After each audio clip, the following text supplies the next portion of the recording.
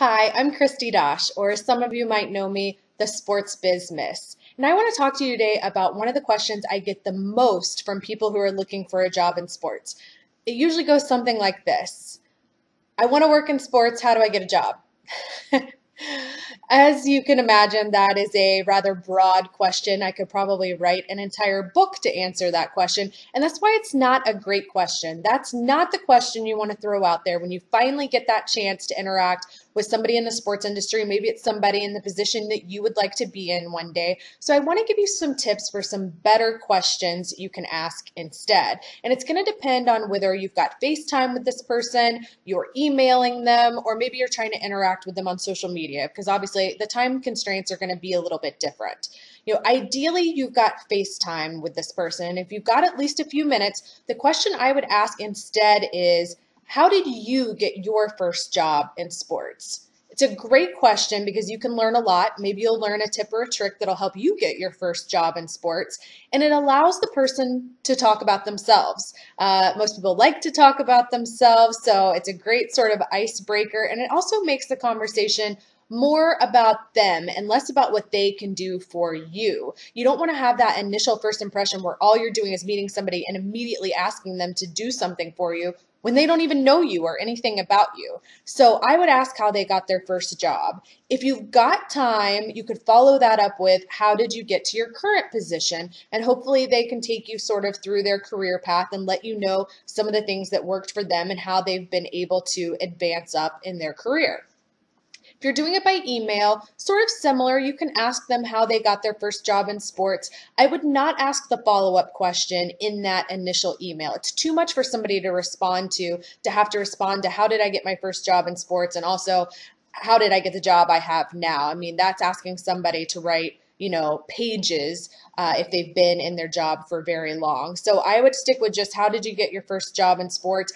Or maybe if they're local, you send the email and you say, it was nice to meet you, or I've heard a lot about you, sort of depending on how you came to find out about this person, and say, I would love to have a phone call with you sometime, or sit down and have coffee and learn more about how you got into sports.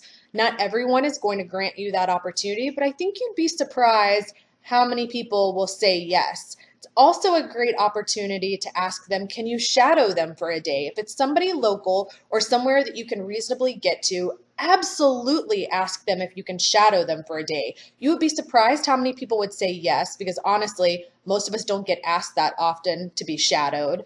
And you can really learn a lot from that experience, not just from them, but you're bound to meet other people who are in the organization who you can interact with and hopefully follow up with and make these connections that will last, that hopefully will help you down the road. So absolutely, I would ask about shadowing if you get that opportunity. If you're just trying to interact with somebody over social media, you're going to be a little bit more limited in what you can ask them. You've got to ask very tight, narrowly focused questions. So I worked at ESPN for a little while. Maybe you tweet at me and say, how did you get a job at ESPN? That's something I could sort of answer in one or two tweets, but lucky for you, I've written an entire blog post about it, so I would probably just link you over to my blog post so that you could read the longer story about how I ended up with that job. But when you send somebody a request like that, if it's on Twitter, LinkedIn, Facebook, however you're trying to connect with them, think about how long their answer is going to be before you send that question, and really try to make it a question that they can answer in a maximum of 2 tweets. And think about the length of a tweet. I mean, that's about how long I would want an answer to be on LinkedIn or Facebook as well. People are far more likely to answer you if they don't feel like you're encroaching on a lot of their time. I mean, I answer Twitter questions as they come in.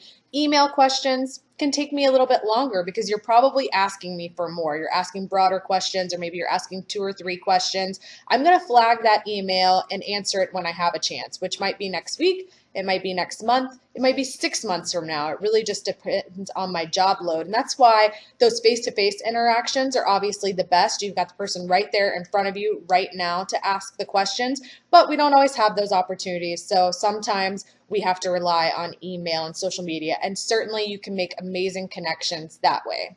If you've got a question you'd like me to address in a future blog, feel free to email me. It's Christy@ChristyDosh.com. You'll also find a contact link up at the top of the screen here, so feel free to contact me through that link as well.